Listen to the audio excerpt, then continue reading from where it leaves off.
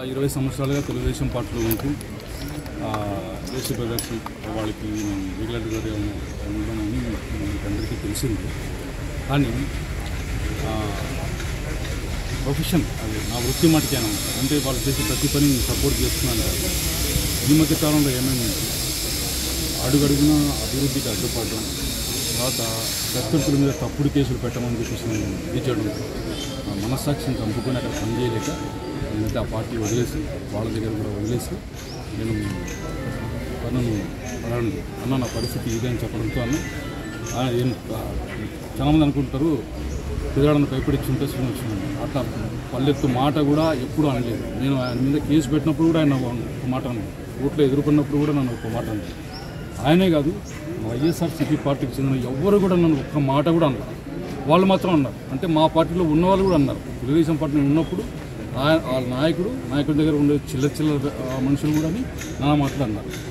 ఇక్కడ నుంచి అయితే నాకు ఎటువంటి ఇది లేదు. ఇన్ఫ్యాక్ట్ చెప్పాలంటే ఇంకా వీళ్ళే బాగా చూసుకున్నారు. రెస్పెక్ట్ ఇవ్వడం, వస్తారా కోర్టుకు వస్తారన్నా కోర్టుకు వస్తారు, నేను నమస్కారం చేసి ప్రతి నమస్కారం చేస్తారు ఆయన. అట్లా ఉంది. మనసాక్షిని అనుకుని అక్కడ పనిచేయలేక వైసీపీలో జాయిన్ జరిగింది. ఇప్పటి నుంచి పెద్దవాళ్ళతో పాటు ఉంటాను. నా సేవలన్నీ ఆ పార్టీకి ఎన్నికలు నిలిస్తాను. ఖచ్చితంగా విజయం సాధించడానికి నా శాయశక్తుల నా శక్తి అంతా ధారపోస్తాను. మీ మూలంగా అందరికీ చెప్తాను. తర్వాత ఇంకొక విషయం, తెలుగుదేశం పార్టీకి సంబంధించిన ఎవడైనా సరే నన్ను కెలిగే ప్రయత్నం చేస్తే మటుకు వాడి జీవితం అంతటితోనే ఉంటుంది. నా శక్తి ఉంటో నీకు తెలుసు, అవతల వాళ్ళకి చెప్తాను. వార్నింగ్ ఇది, హెచ్చరిక అనుకోండి, ఇంకేమని అనుకోండి.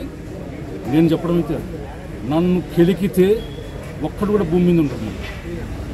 రాసుకోండి, ఎదిరించిన రాసుకోండి, ఏమన్నా రాసుకోండి. మర్యాదగా ఉంటాను.